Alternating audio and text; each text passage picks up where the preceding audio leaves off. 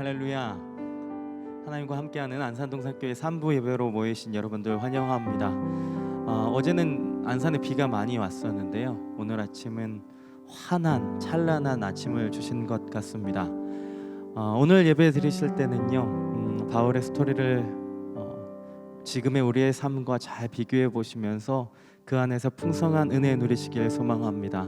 함께 찬양함으로 오늘 예배의 문을 열도록 하겠습니다. 힘차게 박수하면서 찬양합니다.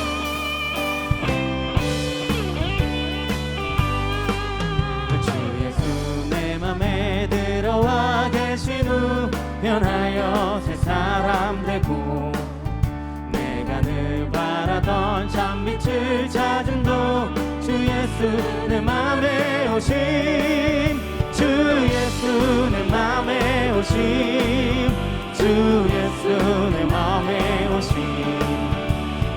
내 맘에 기쁨이 넘치는 주 예수 내 맘에 오심, 주 예수 내 맘에 들어와 계신 후 망령된 행실을 끊고, 머리털보다 더 많던 내 죄가 눈보다 더 희어졌네.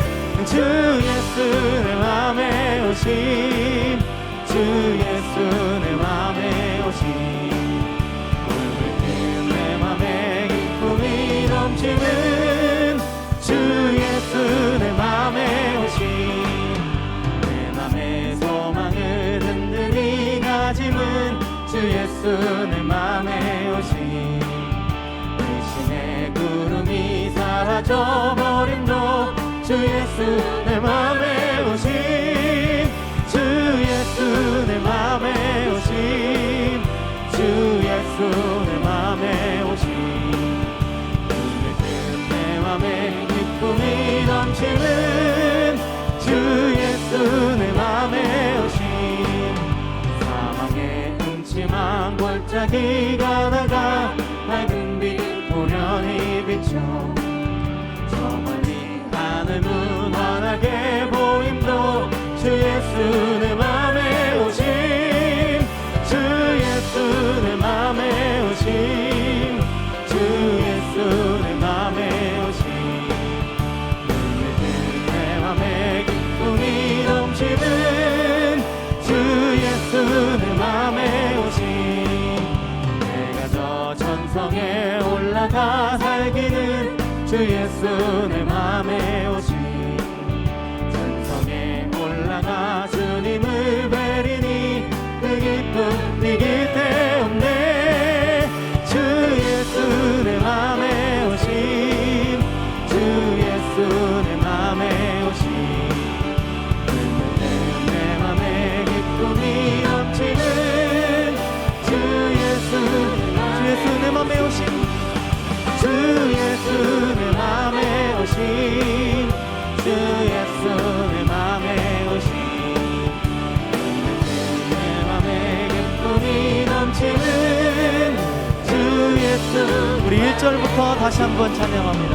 주 예수 내 맘에 들어와 계신 후 변하여 새 사람 되고, 내가 늘 바라던 참빛을 찾은 도 주 예수 내 맘에 오심, 주 예수 내 맘에 오심, 주 예수 내 맘에 오심.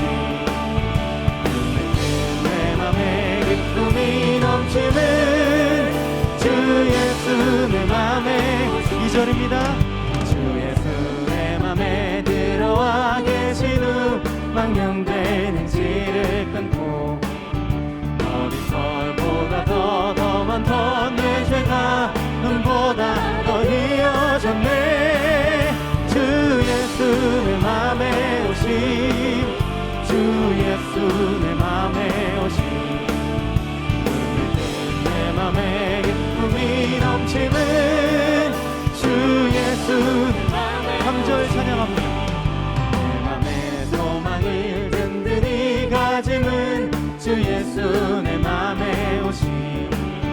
의심의 구름이 사라져버림도 주 예수 내 맘에 오심.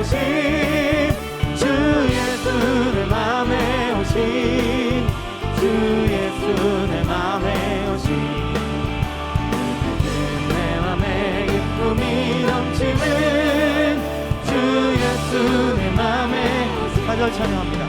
사랑의 음침한 골짜기 가다가 밝은 빛 고련히 비쳐 저 멀리 하늘 문 환하게 보임도 주 예수 내 맘에 오심, 주 예수 내 맘에 오심, 주 예수 내 맘에 오심,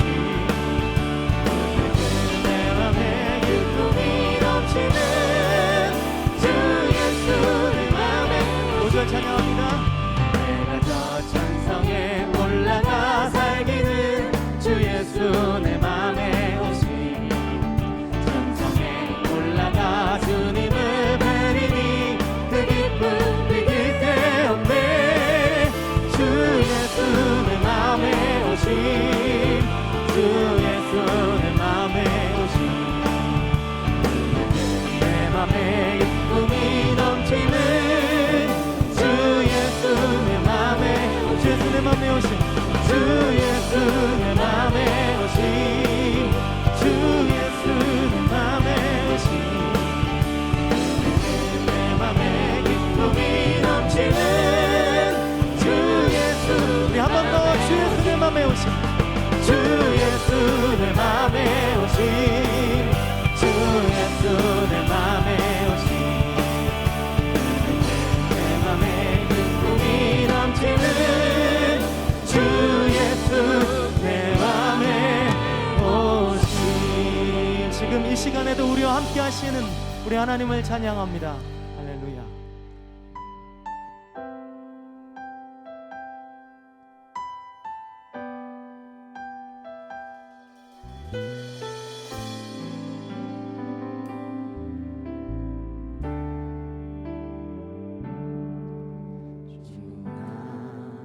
나의 목자 되시니 내게 부족함 전혀 없네. 푸른 초장에 누이시며 쉴만한 물가 인도하시네. 주 나의 목자 되시니 내게 부족함 전혀 없네. 사망의 골짜기 두려워 않음은 주께서 나와 함께함이라. 내가 너와 함께 주님 나와 함께 주리와 함께 하시네. 내가 너와 함께 주님 나와 함께 주리와 함께 하시네. 처음부터 고백하시죠. 주 나의 목자 되시니, 주 나의 목자 되시니 내게 부족함 전혀 없네. 푸른 초장에 누이시며 쉴만한 물가 인도하시네. 주 나의 목자 되시니, 나의 목자 되시니 내게 부족함 없습니다. 내게 부족함 전혀 없네. 사망의 골짜기 두려워 않음은 주께서 나와 함께함이라. 내가 너와 함께 주님 나와 함께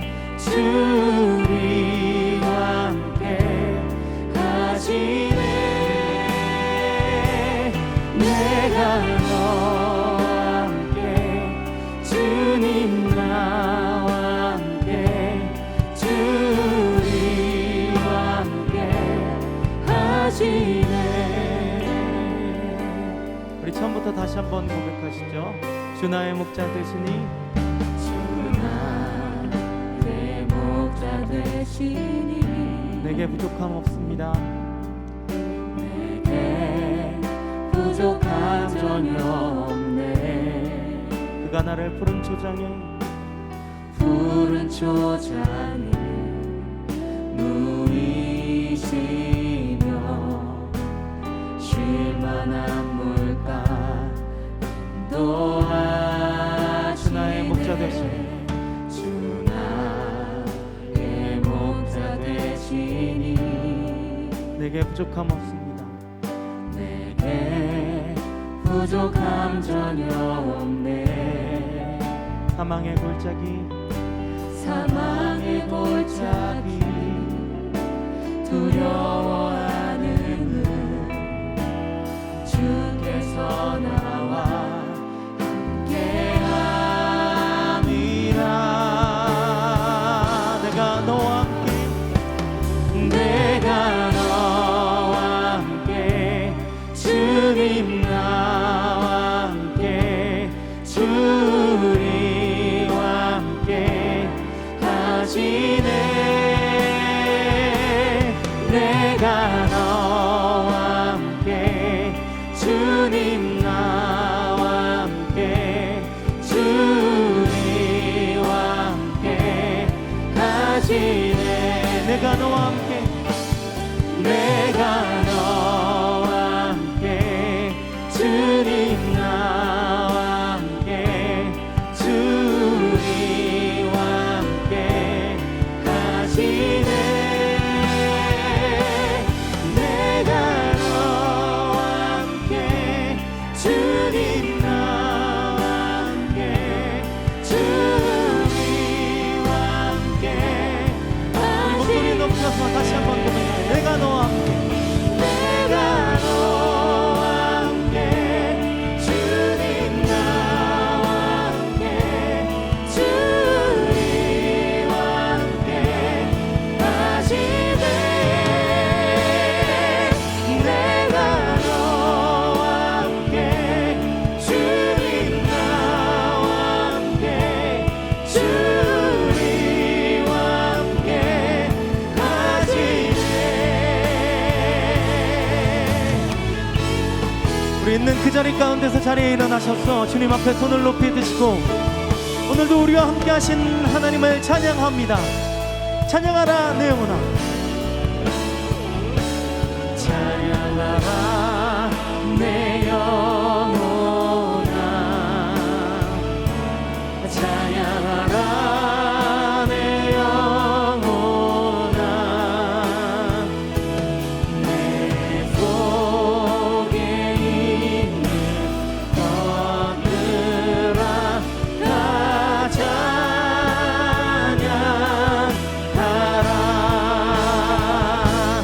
감사하라 내 영혼아. 감사하라 내 영혼아. 내 속에 있는 것들아 다 감사하라. 경배하라 내 영혼아. 경배하라 내 영혼아. 내 속에 있는 것들아 다 경배하라.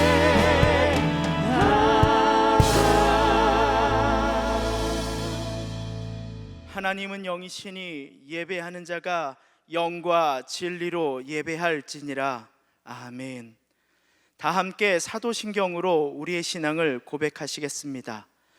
전능하사 천지를 만드신 하나님 아버지를 내가 믿사오며 그 외아들 우리 주 예수 그리스도를 믿사오니 이는 성령으로 잉태하사 동정녀 마리아에게 나시고 본디오 빌라도에게 고난을 받으사 십자가에 못 박혀 죽으시고 장사한 지 사흘 만에 죽은 자 가운데서 다시 살아나시며 하늘에 오르사 전능하신 하나님 우편에 앉아 계시다가 저리로서 산자와 죽은 자를 심판하러 오시리라.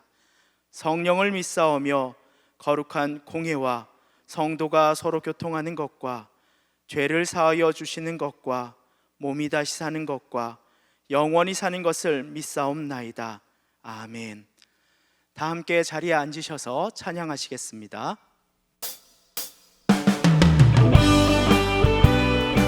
역시 박수하면서 찬양합니다.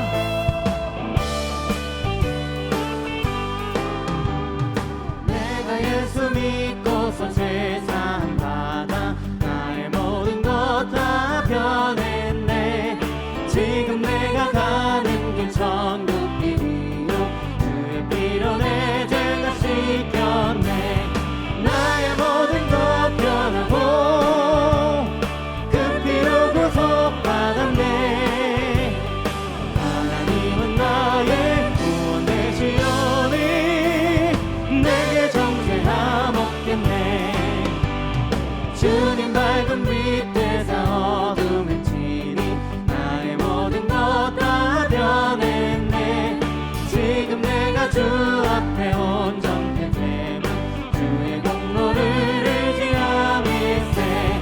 나의 모든 것 변하고 그 피로 구속받았네. 하나님은 나의 구원 되시오니 내게 정죄함 없겠네.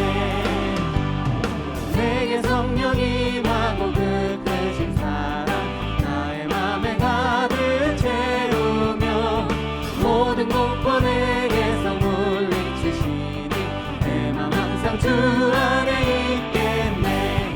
나의 모든 것 변하고 그 피로 구속받았네.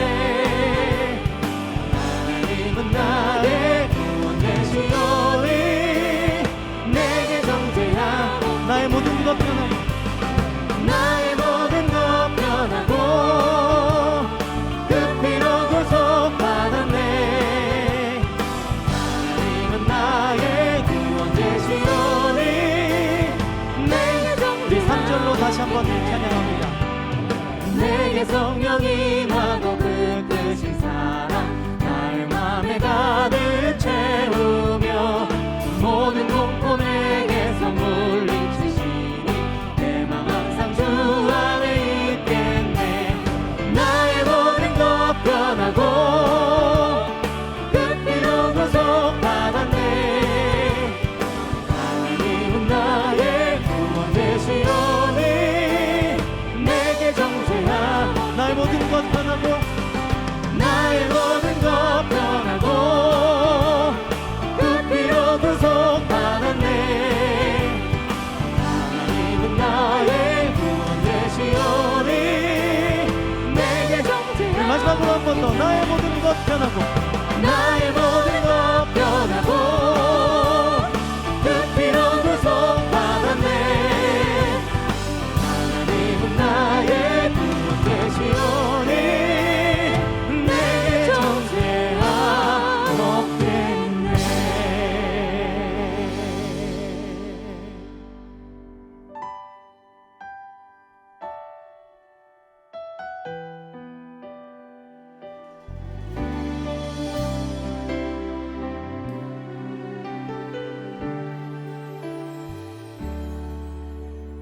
아버지 사랑 내가 노래해. 아버지 은혜 내가 노래해. 그 사랑 변함없으신 거짓 없으신 성실하신 그 사랑 상한 갈대 꺾지 않으시는 꺼져가는 등불 끄지 않는 그 사랑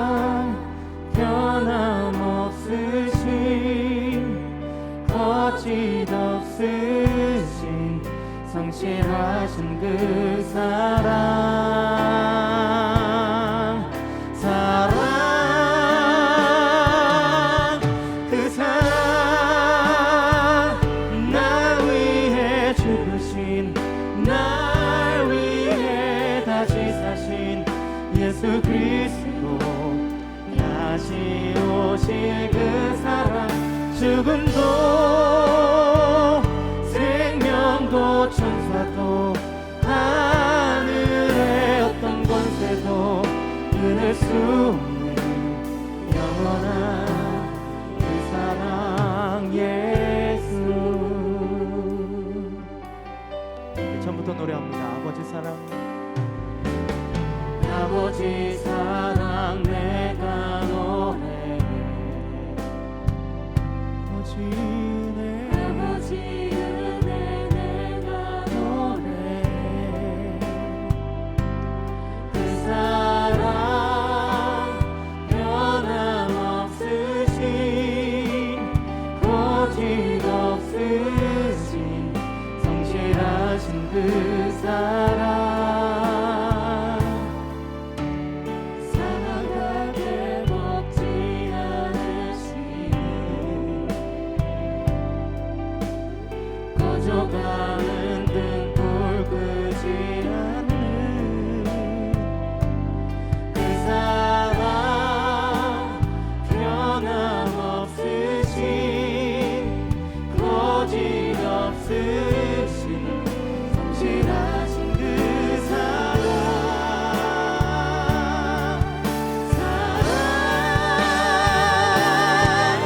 그 사랑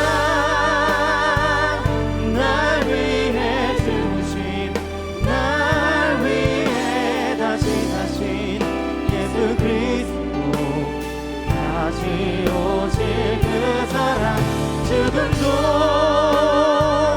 생명도 천사도 하늘의 어떤 권세도 끊을 수 없는 영원한 그 사랑 예수. 그 사랑 그 사랑 날 위해 죽으신 날 위해 다시 사신 예수 그리스도 다시 오실 그 사랑 죽음도 생명도 천사도 하늘의 어떤 곳에도 끊을 수 없는 영원한 그 사랑 그 사랑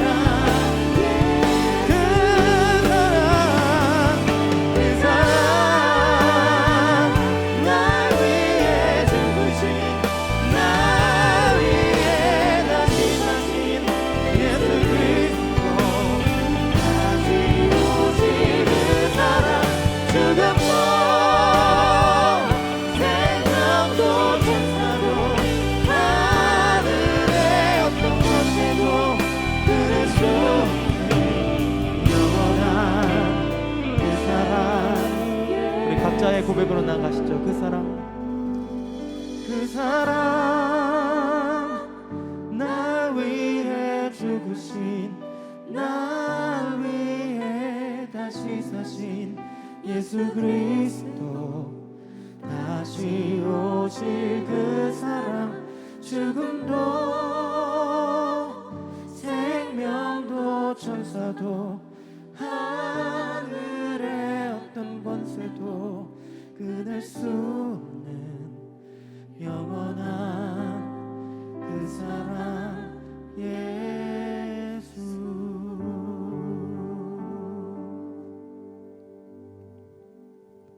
고맙고 감사하신 하나님 아버지,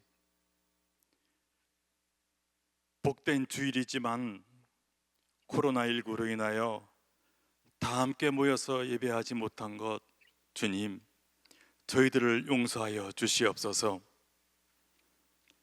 하지만 이 시간 가정에서 함께 모여 온라인으로 예배하게 하심에 감사드리옵나이다.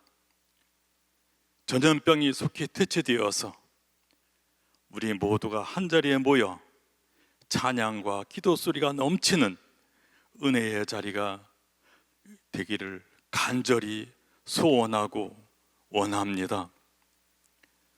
뜻하지 않았던 질병으로 인하여 또한 경험하지 못했던 일이 벌어지고 또한 관계와 소통마저 단절되고 답답함 속에 있는 우리들을 불쌍히 여겨 주시옵소서. 초대교회 성도들을 어려움이 닥칠수록 그 기도하는 모습을 본받아서 우리들도 간절히 기도하기를 원합니다. 하나님 아버지, 장마비로 인하여 또한 전염병으로 인하여 어려움을 겪고 있는 또한 여러 사람들 속에서 이 어려움을 잘 극복할 수 있도록 주님 도와주시옵소서. 느슨해졌던 하나님과 우리와의 관계가 하나님의 은혜로 회복되어가는 가정, 우리들이 되기를 원합니다. 좋은 나무는 풍성하고 좋은 열매를 많이 맺는 것처럼 우리 모두가 서로 대면하지 못하고 예배를 드리고 있지만은 주시는 말씀을 살아계신 하나님의 말씀으로 믿고 의지할 때에 성령의 열매가 우리 모두에게 풍성해질 수 있도록 주님 도와주시고 간절히 소원합니다. 움츠려 있는 경제, 교육, 문화가 속히 회복되기를 원합니다.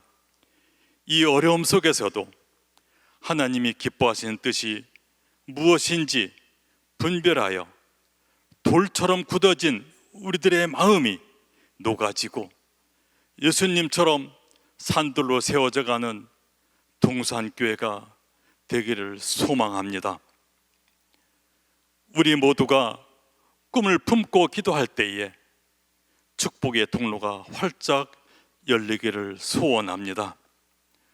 어려움 속에서도 각 지역에서 사랑과 은혜와 헌신으로 애쓰는 리더들에게 복의 복을 더하여 주시옵소서. 단위에 김성겸 담임 목사님 세우셨사오니 성령께서 크신 능력으로 함께하여 주시옵소서. 이 모든 말씀 감사드리며 살아계신 예수님 이름으로 기도드리옵나이다. 아멘.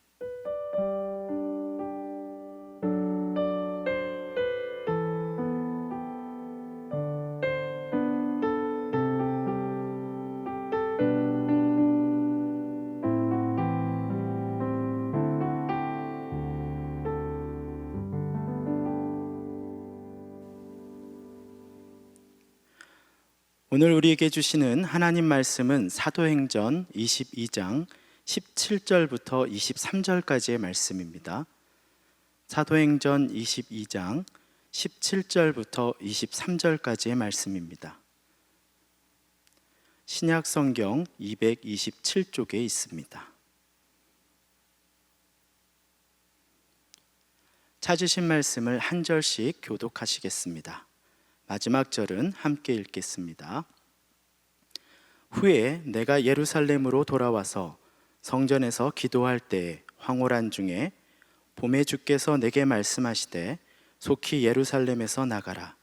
그들은 내가 내게 대하여 증언하는 말을 듣지 아니하리라 하시거늘 내가 말하기를 주님 내가 주를 믿는 사람들을 가두고 또 각 회당에서 때리고 또 주의 증인 스데반이 피를 흘릴 때에 내가 곁에 서서 찬성하고 그 죽이는 사람들의 옷을 지킨 줄 그들도 아나이다. 나더러 또 이르시되 떠나가라. 내가 너를 멀리 이방인에게로 보내리라 하셨느니라. 이 말하는 것까지 그들이 듣다가 소리질러 이르되 이러한 자는 세상에서 없애버리자. 살려둘 자가 아니라 하여 함께 읽겠습니다.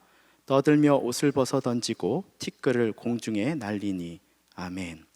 이제 김성겸 담임 목사님께서 나오셔서 복음의 능력이라는 제목으로 말씀 전해 주시겠습니다.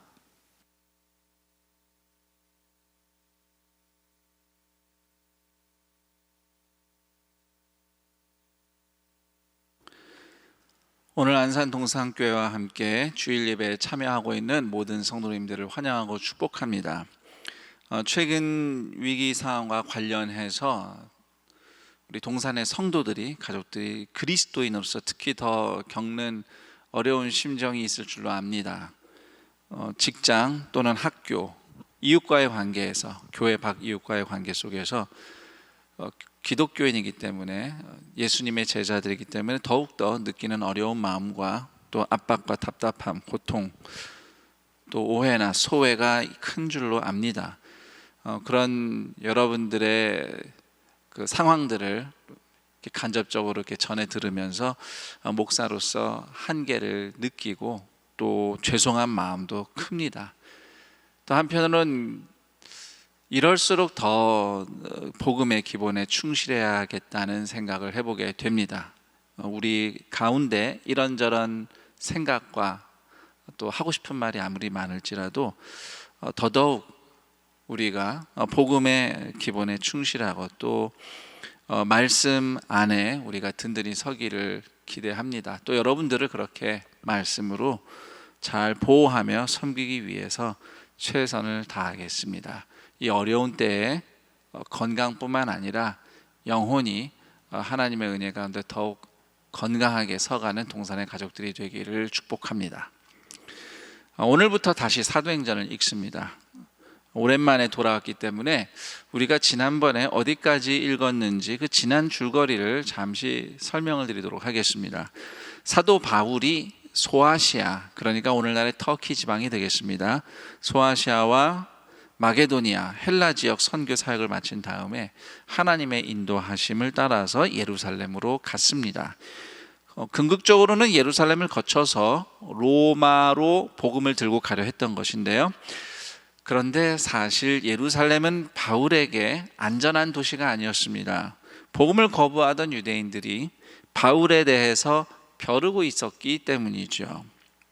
그럼에도 바울은 위험을 무릅쓰고 예루살렘까지 갔습니다. 그리고 마침내 예루살렘에 도착한 바울을 성전에서 목격하게 된 유대인들이 바울을 붙잡고 소동을 일으킵니다. 그 소동은 순식간에 성전 전체를 휩쓴 폭동 상황으로 발전하게 됩니다.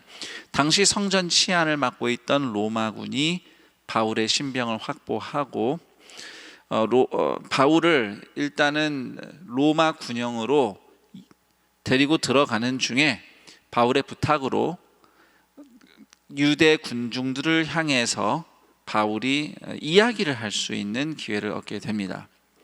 오늘 성경 이야기는 바로 그때 유대 군중 앞에 서서 바울이 간증을 했던, 이야기를 했던 사건입니다. 자, 유대 군중 앞에 섰던 바울은 먼저 자기소개를 간략하게 합니다. 태어난 것은 이스라엘 땅에서 태어나진 않았지만 저 멀리 이방 땅 길리기아 다소라는 도시에서 태어났지만 예루살렘으로 어렸을 때 돌아와서 쭉 자란 이야기를 해줍니다. 당대 유명한 랍비였던 가말리엘의 율법 학생으로 자랐다는 이야기, 그리고 율법에 대한 열정으로 교회를 박해하며 예수 믿는 사람들을 잡아오게 가두고 심지어 죽이기까지 했던 과거를 들려줍니다. 그리고는 그랬던 자신이 어떻게 예수님을 만나서 변화되었는지 바울이 이야기를 해줍니다. 멀리 시리아의 다메섹까지 가서 그리스도인들을 잡아오겠다고 길을 가던 바울이 예수님을 만난 사건이죠. 사도행전 9장에는 그 사건이, 그때 그 일이 제3자가 이렇게 관찰한 사건의 기록처럼 적혀 있다면, 사도행전 22장에서는 바울의 입술에서 나오는 증언의 형태로 그때 바울이 예수님 만난 사건이 기록되고 있습니다. 갑자기 하늘에서 빛이 바울에게 비추면서 음성이 들렸죠. 사울아, 사울아. 그 당시에는 바울이 히브리식 이름 사울로만 활동을 하고 있었기 때문에 예수님이 그렇게 부르셨죠. 사울아, 사울아, 네가 왜 나를 박해하느냐. 도무지 이해할 수 없는 이 신비한 체험 앞에 압도된 바울이 벌벌 떨면서 여쭈었죠. 주님, 누구십니까? 도대체 누구십니까? 여기서 주님은 바울이 예수님을 알아보고 주님이라고 부른 게 아니라 누군지 모르지만 어떤 신적인 존재가 자기를 만났다는 두려움 때문에 높여서 그냥 부른 거예요. 도대체 누구십니까? 주님. 그러자 예수님이 대답하시죠. 나는 네가 박해하는 예수니라. 그 예수님의 음성을 듣고 충격과 경외심에 눌린 바울은 예수님께 여쭙니다. 주님, 무엇을 하리이까? 그러자 예수님이 말씀하시죠. 다메섹으로 가던 길을 계속 가라. 도착하면 누군가 너를 찾아와서 네가 해야 할 모든 것을 가르쳐 줄 것이다. 다시 말해서 네가 할 일이 있다. 이 대목이 아주 놀랍습니다. 예수님은 바울에게 할 일을 주고 계십니다. 예수님의 제자들을, 교회를 박해하던 바울에게 예수님께서는 내 이놈 하면서 하늘에서 심판의 불을 떨어뜨리시거나 그런 일을 하신 것이 아니라 그냥 자신을 보이시고 그 다음 네가 할 일이 있다. 주님의 일을 바울에게 맡기셨어요. 이는 용서를 의미하죠. 바울은 원수였던 자신에게 모습을 보이시고 심지어 그분의 일을 맡겨주시는 그 용서에 완전히 압도가 되고 거듭나게 됩니다. 그 후 바울은 이제 다른 삶을 살기 시작했죠. 새로운 삶입니다. 예루살렘으로 돌아왔죠. 과거 자신이 예루살렘에서 박해에서 순교한 스데반처럼 이제는 바울이 생명을 걸고 유대인 형제 자매들에게 복음을 전하기 시작합니다. 그러던 중 예수님께서는 예루살렘 성전에서 기도하고 있던 바울에게 다시 한번 나타나셔서 음성을 들려주십니다. 떠나라. 이방인에게 복음을 전하라. 이렇게 복음을 박해했던 사람이 예수님 만나는 기적을 통해서 복음을 전하는 사람으로 거듭난 이야기. 유대인은 물론이고 이방인도 모두 구원하는 복음에 대한 이 놀라운 간증을 바울은 자신을 공격하던 난동을 부리고 있던 유대 군중들에게 들려줍니다. 자, 그런데 여기까지 바울이 말을 했을 때 유대 군중은 더 이상 참지 못하고 바울을 죽여라, 없애버려라 소리를 지르면서 난동을 부립니다. 상황이 다시 급박해지자 로마군 천부장, 천인부대 대장이죠. 당시 성전구역 치안의 총책임자였던 것 같습니다. 로마군 천부장이 바울을 급히 데리고 로마 군영 안으로 들어갑니다. 그 뒤에 몇몇 에피소드가 또 성경에 기록되어 있지만 여기까지가 이제 오늘 성경 이야기의 대체적인 간단한 줄거리가 되겠습니다. 이 이야기에서 먼저 눈여겨보고 생각해볼 장면이 있습니다. 바로 바울의 그 놀라운 간증, 그 놀라운 이야기를 듣고도 광분하며 바울에게 폭력을 가하던 유대 군중의 모습입니다. 사실 바울의 간증 정도면 누가 들어도 감명받을 만한 강렬한 간증이에요. 기회만 되면 반복해야 할 이야기였을 겁니다. 실제로 성경에도 반복되고 있고요. 또 예를 들어서 여러분도 우리도 그런 이야기가 있으면은 기회만 있으면 그 얘기 계속 반복하잖아요. 김인중 원로 목사님 설교하실 때마다 반복되는 간증이 있습니다. 저도 기회가 되면 김인중 목사님만큼 반복은 안 하지만 그래도 자꾸 반복하게 되는 이야기들이 있습니다. 물론 듣는 분들의 입장에서는 또 그 얘기네, 내가 이걸 몇 번 들었나 이러실지 모르겠지만 그만큼 그때 그 이야기와 경험은 말하는 사람 자신에게도 여전히 강렬한 이야기이며 또 듣는 사람에게 여전히 강렬한 감동과 인상을 줄 수 있는 간증이죠. 이야기이죠.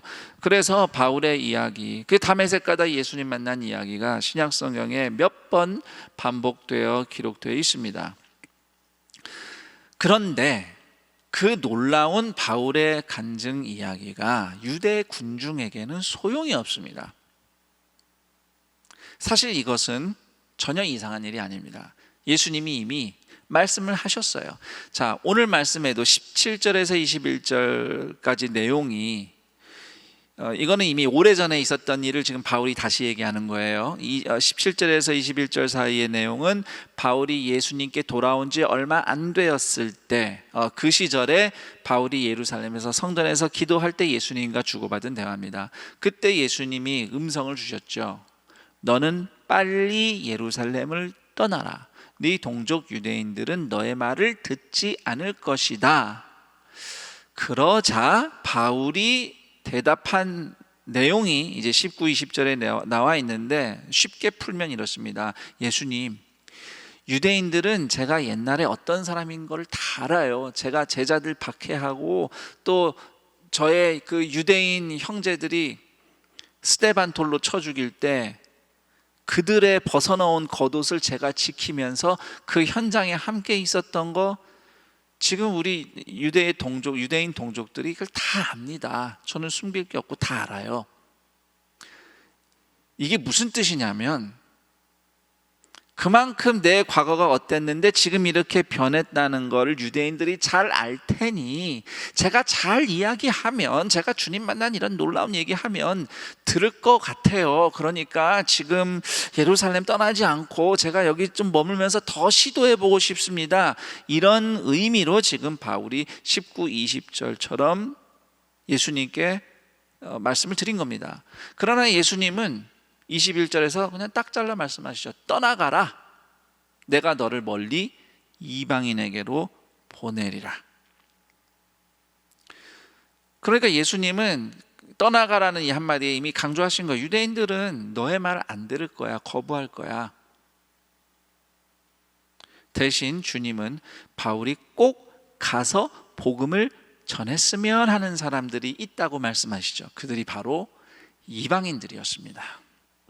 정말 예수님의 말씀대로 사도행전 22장에서 우리가 확인하듯이 유대인들은 바울의 그 놀라운 간증을 도무지 받아들이지 않고 거부합니다. 듣지 않습니다. 반면에 바울이 과거에 어땠는지 알 리가 없는 수많은 이방인들이 바울을 통해서 복음을 듣고 예수를 믿어 구원받았어요.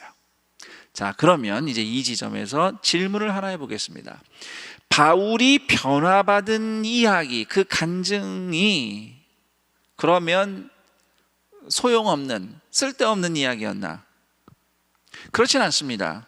그 이야기가 소용이 없었다면 굳이 성경이 바울의 그 예수님 만나 변화된 이야기, 그 사건을 반복해서 기록했을 리가 없습니다. 대신 핵심은 이겁니다. 내가 이렇게 변화되었다는 이야기가 누군가를 감동시켜서 예수님을 믿게 만들 수 있다고 생각한다면 오해라는 거죠.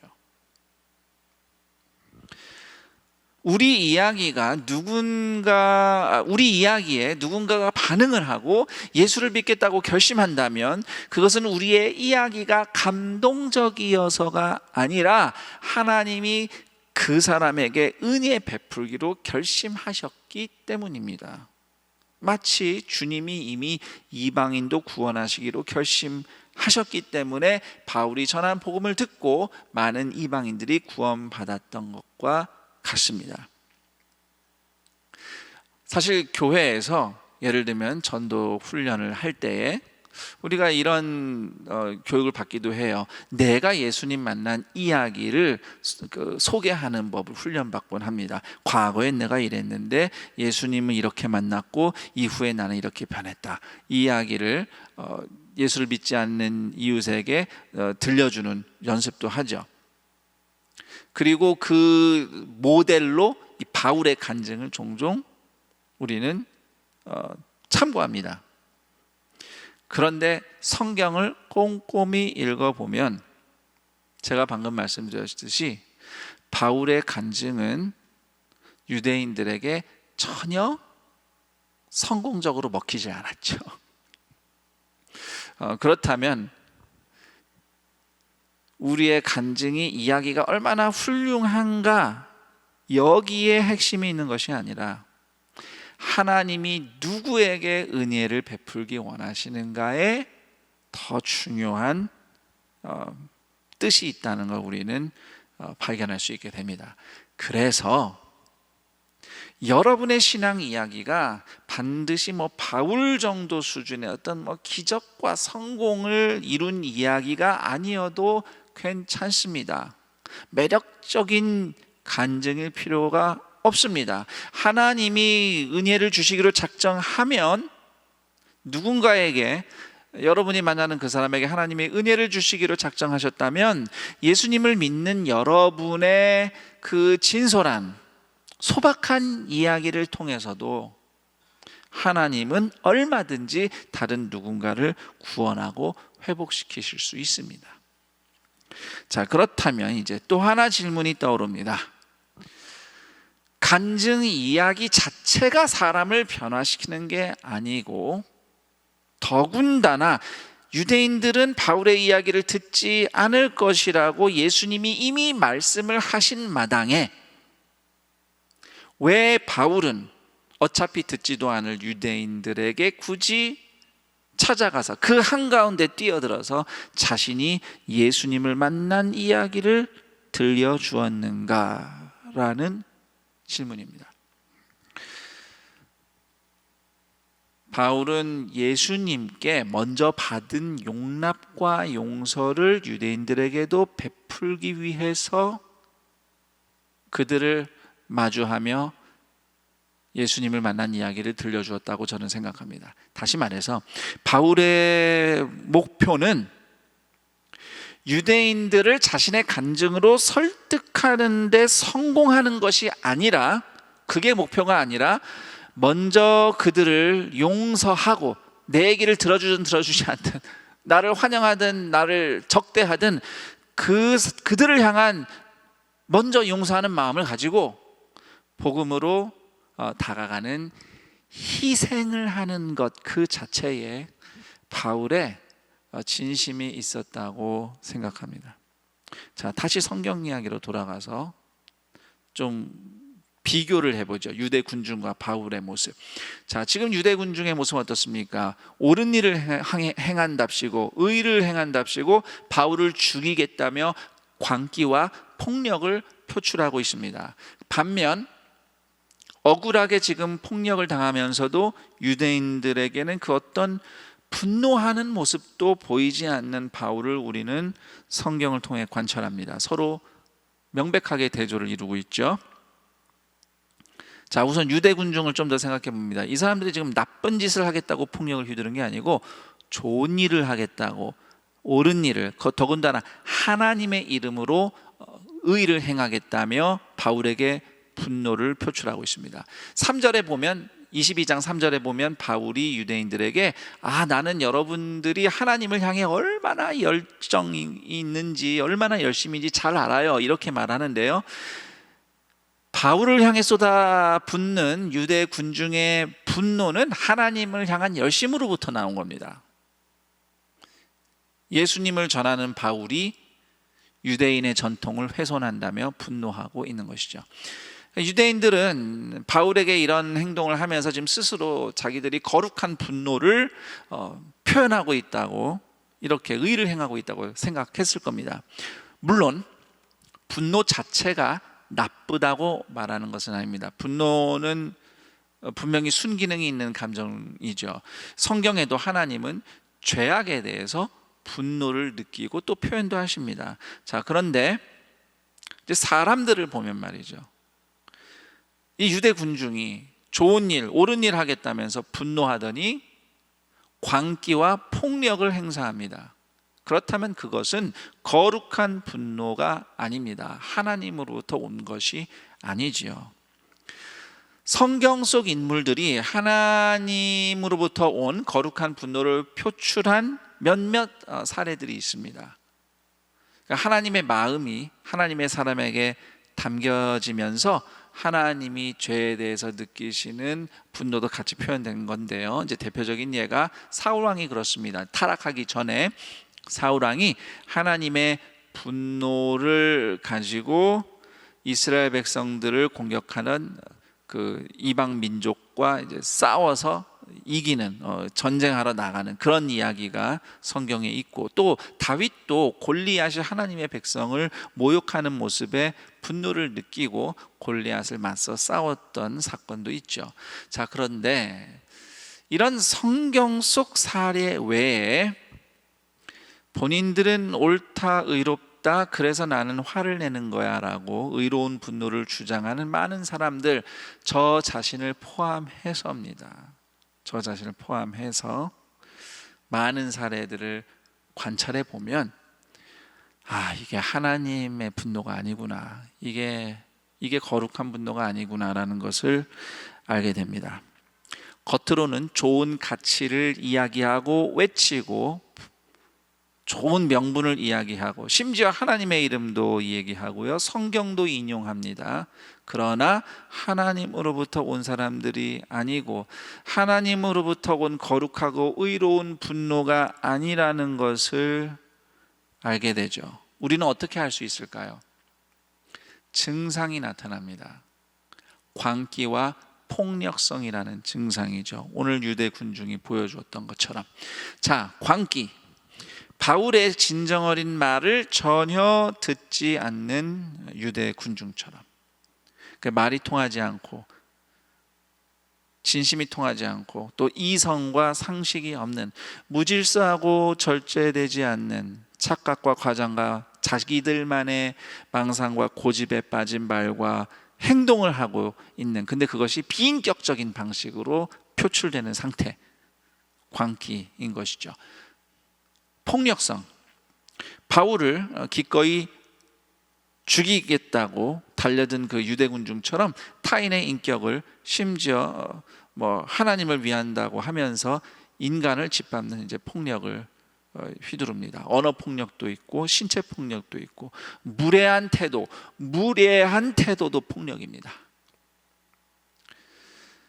하나님으로부터 온 거룩한 분노가 아닌 악마적인 분노가 보여주는 대표 증상 두 가지가 광기와 폭력성이죠. 자, 유대 군중의 그 광기와 폭력성을 얘기했는데, 그들의 분노를 얘기했는데, 그러면 또 이런 질문을 해봅시다.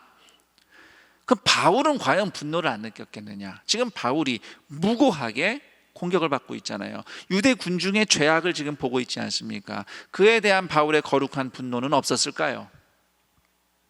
물론 성경은 바울이 어떤 것을 느꼈는지에 대한 묘사는 하고 있지 않습니다. 그러나 저는 바울이 분을 느꼈을 거라고 생각합니다. 사실 성경을 읽어보면 바울은 그런 면에 있어서, 그러니까 죄악에 대해서 분노를 잘 느끼고 또 이렇게 점잖게 표현하기보다는 좀 이렇게 푹푹 느낀 또 이 열정을 가지고 표현하는 사람이라는 것을 알 수 있어요. 그 신약 성경에 바울이 편지로 기록한 하나님의 말씀들을 읽어보면 그런 내용들이 나옵니다. 갈라디아서라든지 또 고린도 전후서에 보면 죄악에 대해 분노한 바울이 또 그 말씀을 받아 읽을 성도들에게 좀 강한 어조로 꾸짖듯이 이야기하는 내용들도 있죠. 그리고 더 큰 틀에서 이야기하자면 근본적으로 바울이 복음을 전하는 행보 자체가 죄와 어둠에 대한 하나님의 분노를 담은 믿음의 행보입니다. 그러니까 복음을 전하는 행보에는 죄와 어둠에 대한 하나님의 분노가 담겨 있는 거죠. 그러나 그런 바울과 유대 군중의 결정적인 차이점, 바울은 예수님을 만났지만 유대 군중은 예수님을 만난 적이 못 만났어요. 만나지 않았습니다. 유대 군중은 소위 의에 대한 지식은 있죠. 율법을 받은 사람들로서 이건 의로운 거고 이건 죄야, 지식은 있으나 의로우신 분 예수님을 만나지 못했어요. 그래서 그들은 의분이라고 주장하지만 막상 증상은 광기와 폭력으로 나온 겁니다. 오늘날에도 마찬가지인 것 같습니다. 의를 이야기하고 심지어 예수님의 이름으로 기도도 하고 선포도 하지만 오늘 성경 속 유대 군중처럼 광기와 폭력성을 보인다면 예수님을 모르는 사람일 겁니다.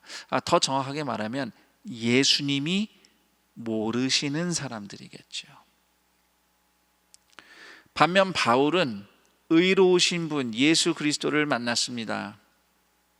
세상의 죄와 어둠에 대한 하나님의 분노를 인간들이 보여주는 광기와 폭력성과는 달리 십자가 희생으로 드러내시고 죄인을 용서하시고 하나님의 자녀로 용납하신 예수님을 바울은 만났어요. 그리고 바울은 그 예수님께 용서의 사랑을 경험합니다. 그래서 바울은 자기를 공격하는 사악한 군중을 똑같은 광기와 폭력으로 대하지 않습니다. 예수님을 통해 먼저 받은 용서와 용납의 희생으로 대합니다. 이것이 바울을 통해 하나님의 거룩한 분노가 나타나고 역사하는 방식이었어요. 예수님께 먼저 용서받은 자로서 유대인들을 포기하지 않고 그가 만난 예수님 이야기를 들려준 용서와 용납의 희생. 바울은 이처럼 광기와 폭력 그 한복판에서 휩쓸리지 않고 똑같이 되지 않고 예수님의 용서와 희생으로 버텼습니다. 이것이 복음의 능력입니다. 그리고 예수님께 용서받은 바울 이야기에서 또 한 가지 인상 깊은 것이 있습니다. 아나니아라는 제자가 바울을 찾아와서 도와준 일화입니다. 사도행전 9장에는 바울이 변화된 이야기에 아나니아와 바울의 만난 사건이 기록되어 있죠. 그 당시 바울은 아직 교회를 박해하는 교회의 원수였죠. 아나니아가 피해야 하는 사람입니다. 아나니아가 바울을 미워했다고 생각하기는 좀 어렵지만 그러나 적극적으로 좋아하거나 만나고 싶어하는 사람은 결코 아니었죠. 그러나 아나니아는 예수님의 말씀에 순종하여 바울을 찾아가 도와주게 됩니다. 인간적으로는 물론 예수님이 말씀은 하셨는데 야, 바울이 진짜 변했나? 그 사람이 진짜 가능성이 있나? 믿을 수가 없는 상황이죠. 지금 우리도 비슷한 경험하지 않나요? 누군가의 관계에서 굉장히 고통스러운 아픈 경험을 합니다. 그런데 그 당사자가 나를 찾아와서 미안하다고 해요. 사과해요. 그리고 앞으로 잘해보겠대요. 그런데 정말 믿어지나요? 갈릴레오가 법정에서 그래도 지구는 돈다고 혼자 중얼거렸다는데 앞에서는 사과는 받아줄지언정 마음속으로는 우리가 그래 두고 보자. 난 그래도 못 믿어. 이런 경우도 있습니다. 과거에 그 사람이 이랬대 저랬대 소위 옛날에 일진이었대. 그런데 교회 와서 이제 예배드리고 신앙생활 잘하려고 그런대요. 그러면은 죄인이 회개해서 돌아오면 감사한 일인데 한편은 또 어떻죠? 의심의 눈초리를 여전히 줍니다. 과거 버릇이요 과연 없어졌을까? 이러면서 진짜 바뀌었을까? 이런 의심 아나니아에게도 있었겠죠. 주님이 말씀하셨어도 의심했을 만합니다. 그러나 아나니아는 순종했죠. 예수님이 바울을 먼저 찾아가셨듯이 바울이 변화를 좀 하면서 앞으로 잘할 가능성이 있네 이거 확인하고 예수님이 만나신 것이 아니라 아직 죄인 되었을 때 로마서 5장의 말씀처럼 아직 원수였을 때 예수님이 그렇게 다가가신 것처럼 아나니아도 바울에게 먼저 찾아가서 형제라고 불러주고 잠시 눈이 멀었던 바울의 시력을 회복시켜주고 예수님의 말씀을 전해주고 바울이 세례받고 새 출발을 하도록 도와줍니다. 바울에게 있어서 그런 아나니아와의 만남은 예수님이 베푸신 용서와 용납을 사람을 통해 경험하는 기회가 된 겁니다. 왜냐하면 바울은 원래 아나니아를 해치러 다메섹으로 오고 있었잖아요. 바울이 아나니아를 개인적으로 안 것이 아니라 아나니아 같은 예수 믿는 사람 해치러 온 거거든요. 그런데 아나니아가 오히려 바울을 먼저 찾아와 너그럽게 대해 주었기 때문에 바울에게 있어서 아나니아와의 만남은 자기가 예수님을 만난 그때 간증을 유대 군중에게 사도행전 22장에서 들려줄 때 빠뜨리지 않고 같이 이야기하는 소중한 일화가 된 겁니다. 사실 아나니아 이야기 빼놓고 예수님 만난 얘기만 해도 바울의 간증은 충분하거든요. 그렇지만 바울은 아나니아의 이야기를 빼놓지 않아요. 아나니아를 통해 받은 주님의 용서와 용납이 바울에게 얼마나 컸는지, 얼마나 고마워하고 기억하는지 우리는 충분히 짐작해 볼 수 있는 대목입니다. 예수님의 십자가 용서와 사랑은 단지 하늘에서 뚝 떨어지지 않습니다. 사람과 사람의 관계를 통해서 흘러가죠. 제 삶에 있어서 사람을 통해 예수님의 용서와 용납을 경험한 대표적인 이야기를 해보라 한다면 김인중 원로 목사님과 있었던 일화들을 먼저 이야기하게 됩니다. 동산교회 부교육자로 2002년 말에 처음 부임했을 때 그때 제가 이제 막 30이 될 때였어요. 우리나라 나이 30.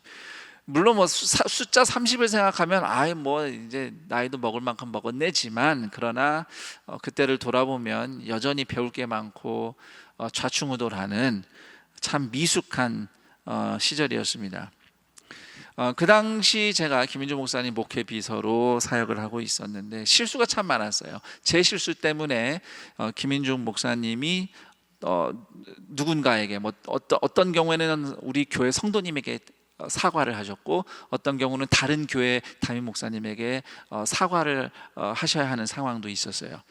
제가 옆에서 목사님이 사과하시는 얘기를 들으면서 야, 나는 이제 죽었구나, 나 이제 박살났다, 잔뜩 겁을 먹고 있는데 목사님이 이제 그분과 전화 통화를 마치시고 저한테 김성경 목사님은 98% 잘하는데 2%만 더 정확하게 챙기면 더 잘할 수 있어요.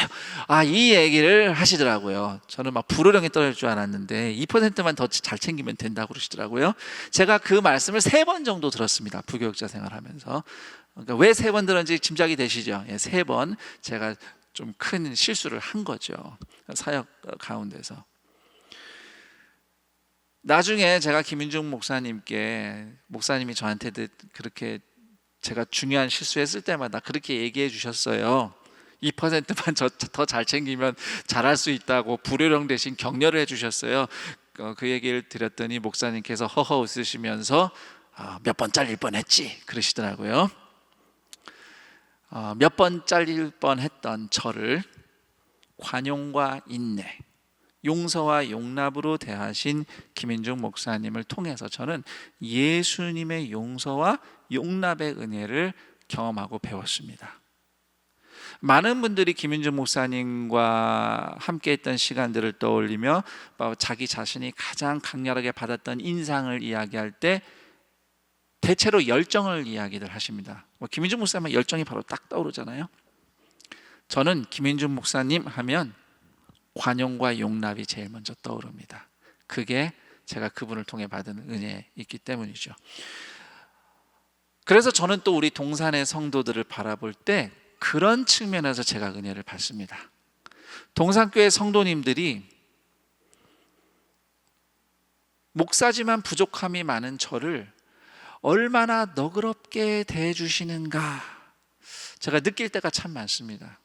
제가 잘해서 이렇게 목사로 살고 있다가 아니라 저를 얼마나 여러분들이 너그럽게 대해주시기에 내가 그래도 이렇게 사역을 하며 살고 있나, 교회를 섬기고 있는가라는 생각이 더 클 때가 많습니다. 그리고 그런 마음이 들 때마다 여러분들의 너그러움을 통해서 사람과 사람 사이의 은혜를 나타내시는 예수님의 손길을 경험합니다. 여러분의 인생에 어떤 이야기가 예수님께서 베푸신 용서와 용납을 증거하고 있습니까? 누구의 손길을 통해서 오늘도 여러분을 용서하며 용납하시는 주님을 봅니까? 여러분이 아직 죄인이고 원수였을 때 여러분의 죄를 대신해서 먼저 십자가에서 죽으신 예수님의 사랑과 용서와 용납, 그리고 아나니아처럼 예수님의 용서와 용납을 여러분에게 먼저 베풀어준 고마운 누군가와의 코이노니아가 이 험한 세상 한복판에서도 여러분을 예수님과 함께 예수님을 따라서 예수님을 향하여 살아내고 살아나게 하는 복음의 능력입니다. 오늘 이 말씀이 여러분에게는 어떻게 다가왔습니까? 성난 유대 군중을 향하여 그들을 피하거나 원망하거나 미워하지 않고, 물론 여러 가지 느낌이 있었겠지만 그럼에도 먼저 받은 예수님의 용서와 용납을 생각하며 그들을 마주하며 예수님의 이야기를 들려주었던, 그가 받은 용서를 전달했던 바울 이야기를 다시 한번 되돌아보며 또 하나님을 생각하며 우리의 삶을 돌아보며 다음과 같이 질문 2가지를 가지고 기도하는 시간을 가져보았으면 합니다. 우선 첫 번째 질문은 바울이 마주한 유대 군중처럼 두렵고 막막한 삶의 현장은 어디인가라는 질문입니다. 나는 그 두렵고 무서운 세상 한복판에서 어떻게 살아가고 있는가? 혹시 유대 군중처럼 세상처럼 똑같이 나도 그 광기와 폭력에 휩쓸려서 가고 있는 건 아닌가? 욕심, 무례함, 억지와 두려움, 그 두려움에서 커지는 과장, 또는 내 안에 있는 죄성, 비인간성, 이런 것들로 내가 반응하면서 허우적거리고 있는 것은 아닌가? 그런 상황을 마주한 나의 심정과 죄와 연약함을 솔직히 고백하며 기도하시기 바랍니다. 2번째 질문입니다. 예수께서 내게 베푸신 용서와 용납을 생각할 때 오늘 내가 순종하기로 결단한 일은 무엇인가? 질문하며 기도했으면 합니다. 비록 현실은 무섭고 녹록지 않습니다. 그러나 예수님의 십자가 용서와 용납, 그 사랑과 복음의 능력에 힘입어 오늘 내가 한 걸음 내딛어야 할 순종은 무엇인가 생각하고 결단하고 주님의 은혜를 구하며 기도하겠습니다. 함께 기도하겠습니다.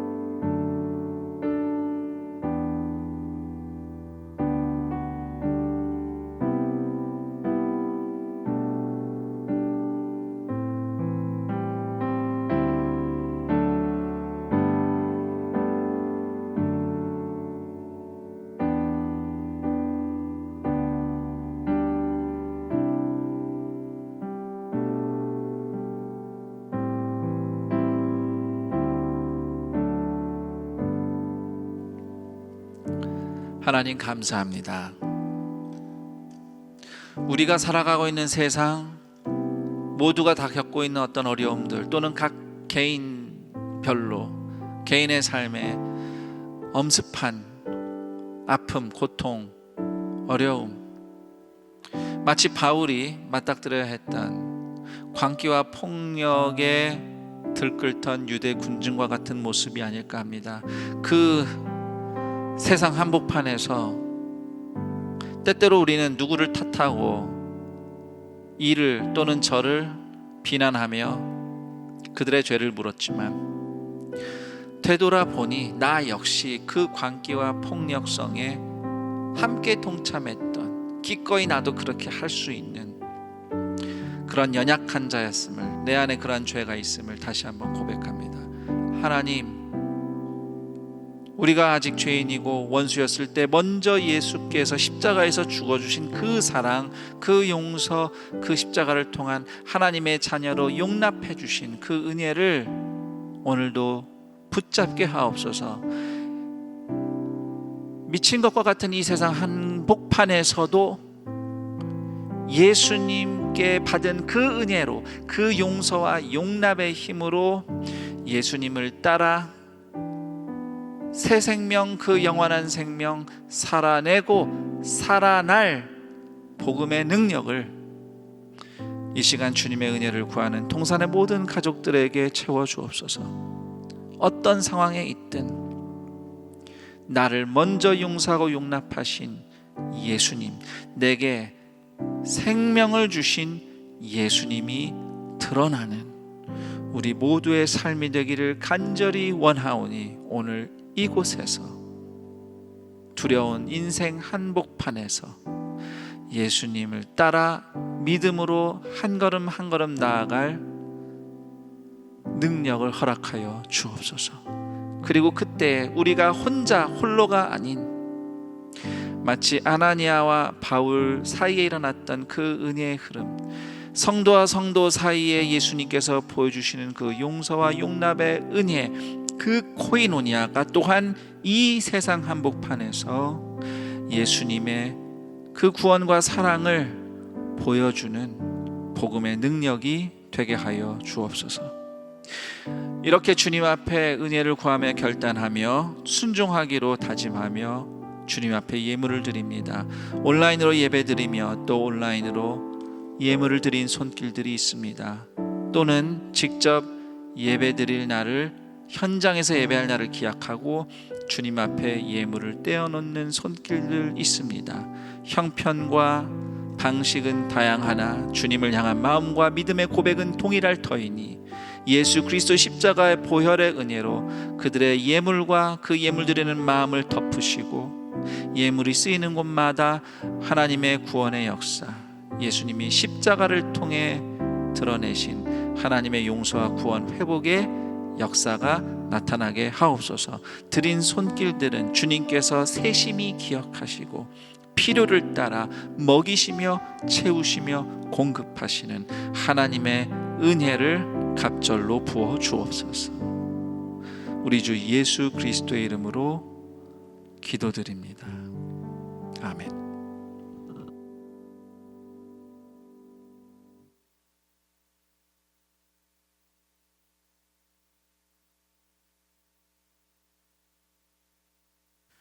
교회 소식 알려드립니다. 주보는 교회 홈페이지를 참고해 주시기 바랍니다. 알림 1번 연합 수요 기도회 안내입니다. 8월 26일 수요 기도회는 오전 10시와 오후 8시에 온라인 생중계로 진행되며 담임 목사님께서 말씀 전해 주십니다. 알림 2번 가을 패밀리학교 온라인 줌 교육생 모집 안내입니다. 9월 15일부터 10월 27일까지 매주 화요일 온라인으로 진행됩니다. 건강한 가정 행복한 부부 강좌는 오후 7시 30분에, 심리 이해와 행복한 삶 강좌는 오전 10시에 진행됩니다. 각 강좌당 선착순 20분으로 모집합니다. 자세한 내용은 주보를 참고하시고 셀 사역 훈련원으로 문의하시기 바랍니다. 오른쪽 박스 인터넷 뱅킹 셀 헌금 안내입니다. 셀 방학이 끝난 후 8월 23일 주일부터 온라인 셀 헌금을 하실 수 있습니다. 인터넷 뱅킹으로 셀 헌금을 하실 때는 입금자란에 셀 리더 바코드 번호를 기록하신 후 아래 바를 삽입하시고 셀이라고 써주시면 되겠습니다. 자세한 사항은 주보를 참고해 주시기 바랍니다. 특별 광고입니다. 사회적 거리 두기가 2단계로 격상됨에 따라 현재 모든 예배는 온라인으로 전환됩니다. 주일 예배, 수요 기도회, 목요 영성 집회는 교회에서 모이지 않고 인터넷 생중계로, 새벽 기도회는 음성 송출로, 그 외에 집회, 양육, 훈련 등은 잠정 중단되며 셀 모임은 온라인 셀 모임으로 진행됩니다. 교회에서는 성도님들의 안전을 위해 최선을 다해 필요한 조치를 취하고 있습니다. 하나님의 인도하심 안에서 이 어려운 시기를 슬기롭게 극복할 수 있도록 적극적인 참여와 기도를 부탁드립니다. 교회 소식 이면입니다. 알림 1번 교구 전도대 온라인 개강 예배 안내입니다. 9월 3일 목요일 오전 10시에 인터넷 생방송으로 예배를 드립니다. 이번 주 5가정에서 결혼 예식이 있습니다. 2교구 박병권 집사님, 김은선 권사님 가정, 16교구 장병기 집사님, 전막내 집사님 가정, 19교구 유재수 집사님, 최경순 집사님 가정, 21교구 이의성님, 김사순 성도님 가정, 25교구 김원봉 집사님, 박경화 집사님 가정의 결혼 예식이 8월 29일 토요일에 있습니다. 자세한 사항은 주보를 참고해 주시고 성도님들의 많은 축하를 부탁드립니다. 그 외 임명 알림 모집 등은 주보를 참고해 주시기 바랍니다. 다 같이 자리에 일어나셔서 여기에 모인 우리를 찬양하신 후 김성겸 담임 목사님께서 축도해 주시겠습니다.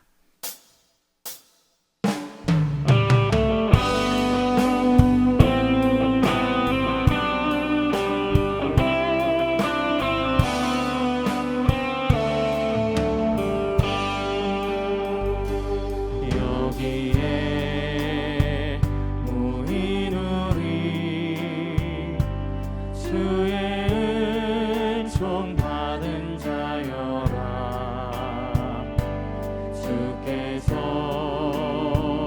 이 자리에 함께 계심을 아노라. 언제나 주님만을 찬양하며 따라가리니 시험을 당할 때도 함께 계심을 믿노라. 이 믿음도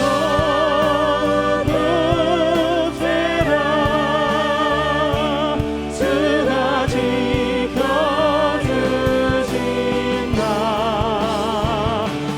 어둠 밤에도 주의 밝은 빛 인도하여 주신다. 축도하기 전에 한 가지 좀 부탁의 말씀드립니다. 최근 수도권 중심으로 코로나19가 다시 급격하게 전파되고 있지요. 특정한 단체 또는 집회와 관련된 확진자들이 늘고 있고 해서 증상이 없지만 그곳에 참여했거나 또 그 장소에 있었던 모든 분들이 검사 대상자로 이제 질본에 의해서 발표가 됐습니다. 우리 성도님들 중에서도 해당 교회나 집회 또는 장소에 그 지역에 다녀오셨거나 관련된 좀 사람과 접촉하신 적이 있다면 당장 증상이 없더라도 꼭 검사를 받으시고 나는 괜찮아, 나는 뭐 문제 없어라고만 생각하실 것이 아니라 나의 의도와 무관하게 내가 다른 누군가에게 병을 전파해주는 그런 통로의 역할을 하게 된다면 그것은 또 모두에게 죄송한 일이 될 겁니다. 참 힘들고 어려운 상황이 되죠. 그래서 모두를 생각해서 또 주변에 있는 분들을 생각해서 꼭 그렇게 내가 검사가 필요하다 하면은 설마 그래도 아니야 확실하게 하자 하는 마음으로 검사를 받고 받고 또 음성 판정이 날 때까지 자가 격리 조치도 취해 주시고요. 또 그런 정도까지는 아니더라도 내가 좀 조심할 필요가 있다 하면 그런 모임 자리를 삼가하시고요. 다중이용시설이나 또는 불필요한 외출을 우리가 서로 삼가했으면 합니다. 우리가 온라인으로 예배 드리고 있는 이 기간에는 특히 성도와 성도 사이에 직접적인 만남이나 접촉은 좀 피해 주시기를 간곡히 부탁드립니다. 지금 현재 이런 상황들이 좀 더 해소가 되고 안전이 좀 확보가 될 때까지는 혹시라도 성도들 사이에 불미스러운 일들이 일어나지 않도록 힘들지만 서로를 위하고 기도하는 마음으로 그렇게 함께 도와주시면 좋겠어요. 힘든 시간 우리 동산교회는 물론이고 또 대한민국을 위해서 우리가 함께 기도하는데요. 이런 일에 우리 안산 동산교회 모든 성도들이 다 성숙하게 솔선수범해 주시기를 부탁드리며 저 또한 여러분의 영과 육의 안전과 건강을 위해 기도하겠습니다. 축도하겠습니다. 우리 주 예수 그리스도의 은혜와 하나님 아버지의 그 크신 사랑하심과 성령 하나님의 교통감화 충만 인도하심이 무서운 광기와 폭력이 난무했던 유대 군중 한복판에서도 먼저 받은 예수님의 용서와 용납으로 복음의 길을 걸을 수 있었던 바울처럼 오늘 우리가 어디에 서 있든지 나를 먼저 살리신, 용서하시고 용납하신 예수님의 십자가 그 사랑과 또 사람과 사람 사이에서 역사하시는 예수님의 그 사랑의 용납의 은혜, 그 복음에 힘입어 우리도 살아내고 살아나리라고 기대하며 주의 은혜를 구하는 동산의 모든 가족들 머리 위에 영원토록 함께 있을지어다. 아멘.